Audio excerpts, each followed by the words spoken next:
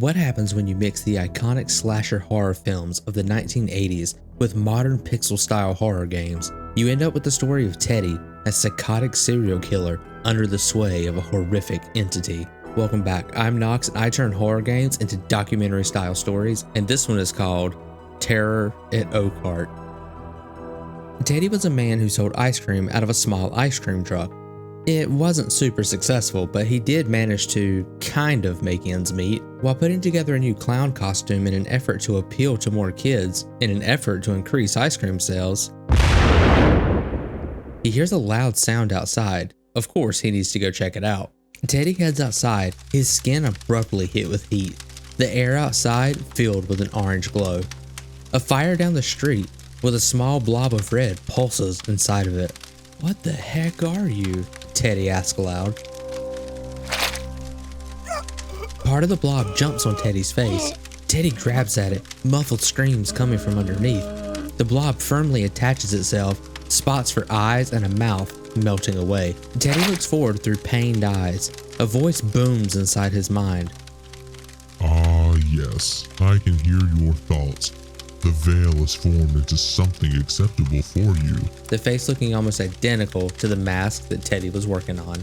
Though Teddy doesn't actually want to do this, the blob on the ground informs Teddy that while he serves, he will receive power, and together they will begin their work. By the way, I reached out to the developer of this game, Tainted Pat, and asked for some cool insight into the game, so stick around to the end for those cool secrets. Months later, Teddy wakes up in a muggy and decrepit room. He's on a mattress on the floor. The familiar voice appears in his mind. "Teddy, it is time. Don the mask and serve me again." Teddy goes down to the basement and stands before a boarded up door, a red triple circle symbol above the door pulsing before him. The voice berates Teddy, scolds him, and commands him to break the boards on the door. Teddy, in a broken tone, responds, "Yes, I will serve." Teddy grabs his wood saw and saws the boards sealing the door. They rip free from the border with a groan. He enters the basement. The stench is unbearable. Several bodies hang from the ceiling, wrapped and bloody. The freezer is barely closed, stuffed with bodies, blood dripping down the side. The basement is humid beyond belief. Teddy sees the mask hanging on the wall. Through more vocal encouragement from the horror, he slowly puts it on. Teddy turns to the light switch and powers it on. A light crackles to life, revealing the little blob he saw in the fire. It's no longer little though, having grown to the size of a truck. The red flesh of it pulses and moves, a large eye and mouth in the center. It sounds wet and gross, moist even. The monster commands Teddy to bring him the closest body. Teddy turns behind him and grabs it and tosses it into the mouth effortlessly, likely empowered by the monster's gift. Upon digesting the body, the monster grows a little bit. It pulses in gratitude, but then commands Teddy, "Find me more sustenance. Go out and bring more bodies back." "I will serve," Teddy chokes out, his mind foggy behind the veil of the horror's power. Ashley and Tyler have been going out for a while and currently live together. They cuddle on the couch after dinner, watching TV that's rather boring. The news eventually interrupts the broadcast, revealing that Teddy, the notorious serial killer of Oakheart, has killed more victims. It goes on to mention that he primarily targets couples and family. More food at once for the monster, I guess. Ashley expresses fear, but Tyler nonchalantly comforts her. "No idiot dressed as a clown is gonna hurt you while I'm around," he says confidently. Ashley sighs and retreats to the bathroom for a much desired shower. Tyler gets around to doing chores. He does some dishes and actually washes them, not just letting them soak. I know some of y'all do that. Tyler decides to check his gun case to make sure the gun is clean, assembled, and with ammo ready to go, just in case. He takes the key with him on his way to the basement to take the trash out. On the way past the kitchen, he feels a cool breeze. The window is open. "I could have sworn this window was closed," Tyler said to himself. He descends the stairs into the cool basement. While grabbing the trash, he hears shuffling behind him. Tyler turns his head, but before he can see, a hand fiercely grabs the back of his head, slamming him face first into the electrical panel. The force cracks the hinges, flinging the panel door open. The hand pulls his head back again and slams it forward again, harder, the force causing a large burst of electricity. Tyler falls to the floor limp, and the lights shut off. Ashley hums to herself in the shower as the power goes out. She calls for Tyler. Tyler! She yells from the shower, attempting to get his attention. It would be great if he could just flip the breaker so she could continue. The house is silent, minus the water of the shower. Tyler! She calls out, her tone carrying a hint of panic. Ashley sighs, exits the shower, and redresses. She grabs a flashlight and heads downstairs. As she heads into the kitchen, the window smashes as something is flung through it, the object hitting the floor with a wet and squishy sound. The object rolls slowly over, revealing itself to be Tyler's head.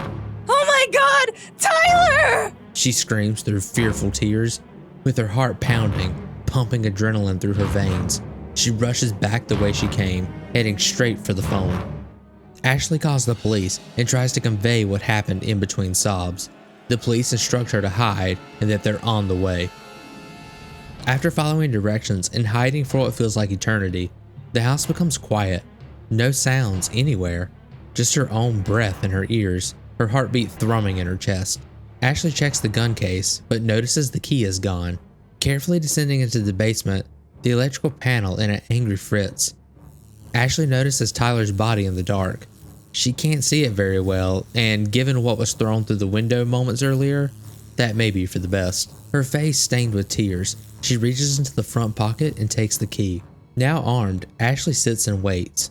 All the moving around having betrayed her position, Teddy bursts into the room and rushes her, a weapon above his head. Ashley shoots.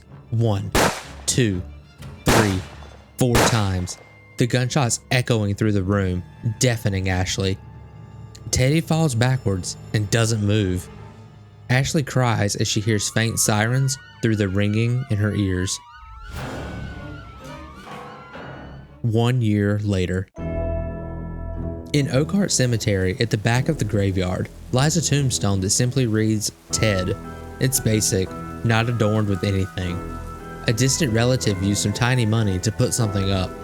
The tombstone, slick with rain, trembles a little. Lightning strikes down, destroying the tree beside the stone. The stone cracks, splitting all the way down. As a hand rips itself through the ground, a rotting shape climbs its way out. It releases a terrifying roar and saunters off into the night. A few hours later, Scoutmaster Beaver arrives to the Oakheart police station to request help. The counselors at camp had come in a couple weeks early to prepare for camp, but the storm has caused a tree to block the road, making the camp isolated. Through casual conversation between Sarah, the police officer staffing the desk, and Beaver, reveals that Ashley is trying to move forward in life as a counselor at the camp that Beaver runs. Sarah informs Hadley, another officer, about the tree. He assures he will head right out as soon as he finishes the maintenance on the car. Due to a call off by the janitor, Sarah is assigned cleaning duty.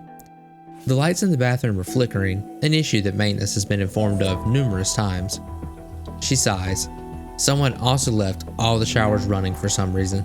She heads in to turn them all off so she can start cleaning. She throws open the shower curtains. Teddy grabs Sarah by the roots of her hair as she opens the curtain, and before she can react, he punches a hole right through her chest. The other police officers on station duty perform various tasks. Unfortunately for them, Teddy stalks through the building, and before they even realize what has happened, he slays them all. Before Ace, the final surviving officer in the building, perishes, he manages to radio the sheriff. The call is cut short, and Sheriff Russell rushes back to the station. Teddy, Calls a familiar voice to Teddy's mind. His consciousness is barely there. Like a zombie, he's motivated by pure instinct, with a sprinkle of commands of his master. The monster from before expresses displeasure in Teddy. You failed me. The voice booms. The voice beckons further and instructs Teddy to leave his children behind, to infect the dead ones. Teddy assures he will serve through broken whispers. He coughs, several pulsing globes coming out of him. Beaver arrives near the failed tree to the ranger station to rest. He turns on the generator, radios in news to the camp, feeds the dog, starts a fire, and rests until the time to move comes. Teddy walks around outside near the ranger cabin. As he approaches the cabin, Max, the dog, barks at him. Teddy, however, having no bias, infects the dog. Beaver hears something outside and goes to investigate. When he finds Max on the ground, obviously injured, he's riddled with shock, sadness, and terror. "What did this to you?" he manages to choke out in the rain. Beaver has no time to mourn as a shade of green envelops Max. Former man's best friend leaps into the air on top of Beaver, ripping his arm off and running off with it into the night. Beaver somehow manages to collect himself. He can see blood, but it still feels like the arm is there, the phantom feeling allowing him to move fingers that aren't actually there, the adrenaline and shock causing him to feel no pain. He manages to get his message into the radio, but his message is cut short, just like his own life. A little bit earlier, Sheriff Russell arrives to the police station to find it decorated with blood everywhere. Windows are broken, doors are blocked, holes in walls scream at him. He finds various pulsing blobs of gray flesh attached to the walls. They groan and occasionally drop out slug-like concoctions. The sheriff swiftly puts them down with his revolver. In the holding area, a large tentacled beast looms in one of the jails. "I'll need to make something to deal with this so I can get by," Russell thinks to himself. Russell is forced to deal with his subordinates. The monsters Teddy spawned and left behind have taken over the building and have went as far as infecting every corpse left behind. He has no choice, but that doesn't mean that sadness doesn't pluck the strings of his heart. After clearing the police station of monsters, Russell makes it to the main dispatch room and hears Beaver on the radio. He can barely understand what was said, but assures Beaver that he's on the way. The sheriff arrives to the ranger station. It's quiet, and with only the rain to keep his ears company. He looks around inside and notices the name Ashley scrawled in blood on the wall. There's a hole in the floor, and Russell drops down to investigate. What should be the cellar is instead covered in the same gray flesh as the police station. The floor squishes with every step. Beaver stands before him, held together by the same gray flesh and strange tentacles. Russell is forced to deal with him, and he proves more formidable than all the monsters he encountered at the station. Through great reflexes, police skill, and a little bit of luck, Russell manages to put Beaver down. He sighs, the day extracting a heavy toll on him. He runs down the road, straight to the camp. Ashley sits by the fire as Lily, one of the co-counselors, recounts the news of the fallen tree. The counselors all split up to check on their respective cabins, hoping to get ahead of any damages caused by the storm. Ashley proceeds to her own cabin and performs her own inspections. Meanwhile, Teddy crawls up out of the ground, his resurrection granting him new abilities, including tunneling underground. Teddy, in his stone-cold nature, proceeds to butcher and kill all of the counselors, except Ashley, as he moves through them, one by one. He also leaves behind a little friend to infect them, to carry out his master's will. Ashley, tired of waiting on the other counselors to return, proceeds to the other cabins in an effort to help or find out what the holdup is. Traveling alone at night in a horror game, what could go wrong? Ashley, finding one of her dead co-counselors, screams, No, this cannot be happening again. I need to find help. She says, stress erupting through her. Ashley goes inside the nearest cabin into the supply room. She grabs a tranquilizer gun from the rack. This is meant to be more used for tracking than hurting, but maybe it can help. Ashley checks each cabin and occasionally noticing the remains of her co-counselors, some more obvious than others. As Ashley returns to the main cabin, she hears a voice calling for her. Ashley. The voice is rasped and pained. Ashley turns around to see Teddy holding up Lily by the throat. Lily impossible to recognize through her wounds. Teddy grabs Lily by the chest and rips her skin off. Lily! No! Teddy lets out a cracking laugh. Ashley reacts by shooting him with a dart, but he just shrugs at it, pulls it out, and chases her into the cabin. She barricades the door behind herself. Was that Teddy? How is that possible? I killed him. She asked aloud, exhausted and out of breath. Teddy bangs on the door.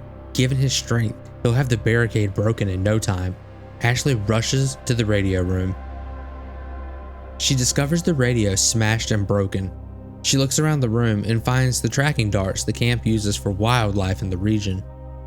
A storm in her brain, she comes up with the idea. I don't think I'm making it out of here, but I have a plan. She resolves. She'll use one of the traps to catch Teddy, put a tracking dart in him before he notices, and then face her inevitable doom. She quickly scrawls a note about the tracker and leaves it on the corkboard, hoping someone can use it. Ashley rushes out into the rain of the upper level balcony, sets her trap, and waits. Teddy bursts through the balcony door out into the storm. The next part happens in an instant. Teddy rushes Ashley, gets captured in the trap, bends over to rip himself free, frees himself in ignorant to his new tracking decoration, and then backhands Ashley, slamming her to the ground. He reaches for the killing blow. Wait, Screeches the voice in his head, his master's voice paralyzing him. bring her to me alive. It says calmly. Teddy obeys without question. Russell arrives at the camp and is greeted by a variety of monsters, the storm beating down harder now. Russell is forced to use camping supplies to build a homemade flamethrower, as bullets don't affect a lot of the monsters here. Dealing with the infected corpses at the police station, and then Beaver, and now the dead counselors, all weigh heavy on Russell. Russell eventually is able to use the flamethrower to destroy the monsters around the main cabin and make his way inside. He looks around, noticing the damage resulting in the struggle. He finds the note on the board. Teddy came for us. We are all dead. I shot him with a tracking dart. Use the tracking tablet to find him and make him pay. Signed, Ashley. He sighs, his shoulders moving heavy with the action. He had failed to protect his community, but he would stop Teddy. He picks up the tablet and notes the location, heading there immediately. Russell arrives in the area. He finds an old ice cream truck and a gas station that looks like it was converted into a small studio apartment. It appears like it was abandoned a long time ago. Heading further down the street, Russell comes across a mansion. The mansion is old and boarded up. It belonged to the Barker family, but the inheritor moved away a long time ago and never did anything with it. So this is where you've been hiding all this time, Teddy, he says in a whisper. The front door is boarded up with a strange symbol drawn in blood on the wood. Russell enters the property. The house is littered with traps, monsters, and all kinds of nightmares. The walls are covered with slimy, fleshy material. However, unlike the gray flesh at the other locations, the mansion houses red flesh.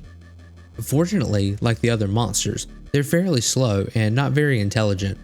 The flamethrower he made at the camp becoming worth its weight in gold. Upon getting close to the basement, Russell finds Teddy waiting for him. Teddy transforms, and they have a battle that's been long coming. Teddy is undead, empowered by the strange force of the mask.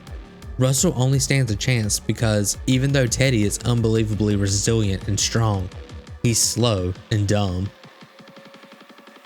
After what feels like a battle of attrition, Russell manages to subdue Teddy. Before Russell can finish him off, he retreats deeper into the house. He follows Teddy into the next room. The walls covered with red flesh and tentacles. In the center is a giant mass with an eyeball in the center, a large mouth oozing with saliva. You have failed me for the last time. It screeches as it devours Teddy, raging with hunger. Russell notices the mass is interconnected with the gas system of the house, the pipes glinting with a plan. If the monster is as weak to fire as everything else, then perhaps this was the way. Using fire to clear the flesh off the pipes, he manages to use his flamethrower in tandem with the gas valve to burn the monster from the inside out. The fire rips through the monster, causing it to combust and bubble, the red flesh sizzling hot until it finally pops with a squelch. When everything clears, Ashley is revealed, still attached to the wall, the red flesh holding her melting off. The house trembles as if an earthquake was ripping through. Realizing the urgency, Russell grabs Ashley and runs out of the house as fast as possible. He turns to watch the house crumble on itself. the explosion he rigged on the monster likely having destroyed any stability. Russell puts Ashley in the car and drives off. As he drives, he feels the pain from all his injuries and excursions start to pulse in, the adrenaline that masked it all slipping away. He sighs again, regretting that he could do nothing to save hardly anyone. He did at least save Ashley, and she was safe. Russell looks up in the rearview mirror at her, laid out in the back seat. "It's over," he mumbles. Russell continues driving forward, and he doesn't notice when she sits up and lifts her head, her hair parting, revealing a sinister and pale face, her red eyes blushing in the darkness.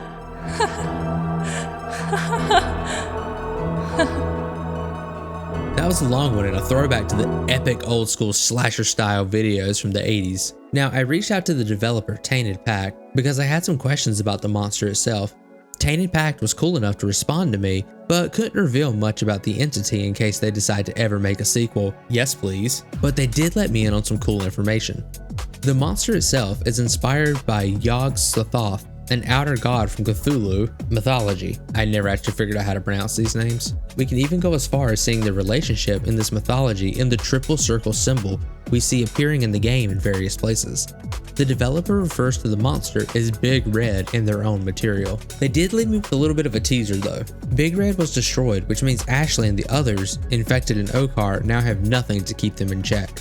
The infection can now spread wildly and uncontrolled. I would love to see a sequel to this game, and a huge thanks to Tainted Pact for getting back to me and giving me all the cool information to put in this video. If you enjoy the game and like pixel horror games, you're going to want to go over here and check this video out that I did on the Rain Man. Thanks for watching.